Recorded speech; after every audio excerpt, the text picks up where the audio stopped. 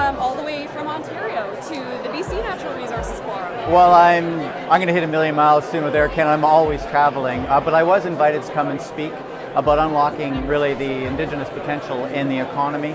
And we've been, as an organization, CCAB, we've been around for over 35 years. I've been at the helm for the last 6 with an extraordinary team. And a lot of the work that we're focusing on right now is around procurement, supply chain, better business, helping corporations get better at Indigenous relationships when it comes to procurement, employment, engagement, investment with our communities. So we have a lot of experience with our 700 plus members to share. And I've already been, I've been here for a couple hours and ran into a lot of great colleagues that I've known from across the country, but it's always a special place to come to BC.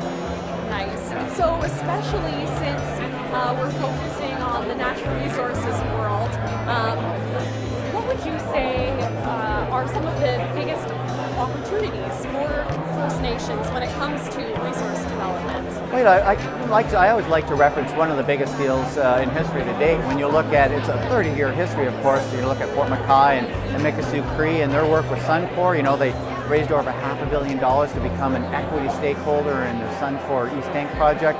And then we look at, Trans Mountain and those conversations around communities being real partners at the table as equity partners. And from that drives all sorts of opportunities for employment, business development, that capacity development that takes time to build. But what a way to do that through the business model, because handshakes really are an opportunity for corporations and our communities to get to know each other, get to work together. And it's like a marriage. You're not always going to get along, you're going to have your fights, but you come back together and you figure it out. And so this is a really exciting time in our history, I think, where governments are creating more space for these conversations to happen. Corporations are recognizing the true bench strength of the Indigenous community. And communities are coming forward. We've got so many incredible business leaders across this country. Our people contributed $32 billion to Canada's economy in 2016. $12 billion of that coming from our Indigenous businesses.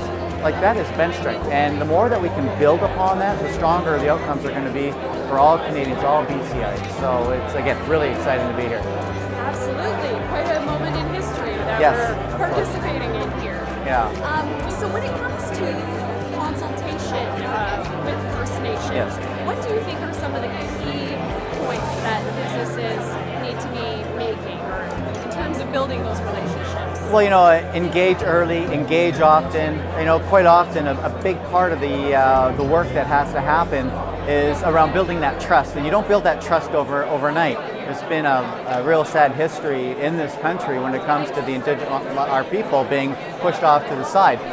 So those are the fundamental principles. And then coming in with not so much of a defined agenda, building those relationships, building that trust, let the communities point you in the direction of what's important to them, around the environment, around the economy, what business development looks like, what kind of training needs are required.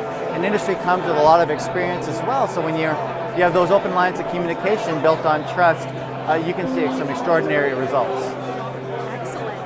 So JP, what are you planning on talking about as part of your panel today? Well, if I had to pick one thing that I'm most excited about, so Mark Little, he's the CEO for Suncor.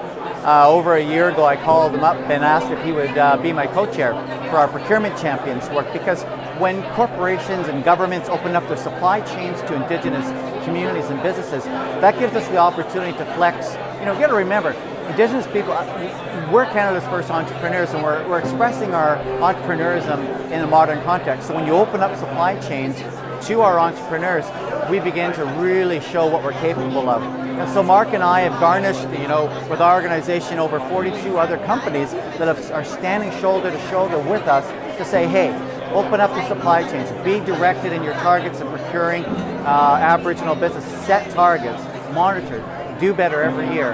And what that's doing is it's building stronger relationships.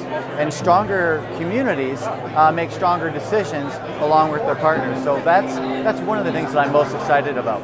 Excellent. Yeah. What would you say is the biggest issue being discussed at this year's event? Well, there's the LNG project, there's Trans Mountain. These are, major linear projects, very divisive. First Nations, many of our communities are for these projects, some are against the projects. this is a conversation that's going to take some time to figure out, but there's a willingness for everybody to come around the table to talk about what the future looks like with Indigenous communities. And I think that's far departure from even a decade ago where these conversations weren't even being really talked about. And it's really exciting to see that communities are becoming equity partners, like true partners in projects. We're not on the peripheral, looking in. We want to be at the table. I talk to a lot of Indigenous chiefs and First Nation chiefs and Métis and Inuit leaders. Like, there's an opportunity for us to work together, and it comes from, again, building trust, building partnerships, looking for the long view for our partnerships. And so I think that's the big issue right now. So we've got to find a way forward, and that's not going to happen without conversations. But we've got to be a little bit more nimble on our feet. Government's also got an opportunity to lead. First Nation leaders have an opportunity to lead, and industry. It's a relationship. But I'm excited about the future, and I think you feel the buzz in the room, and you feel the opportunity when the opportunities that lie ahead when you start to talk to all these folks.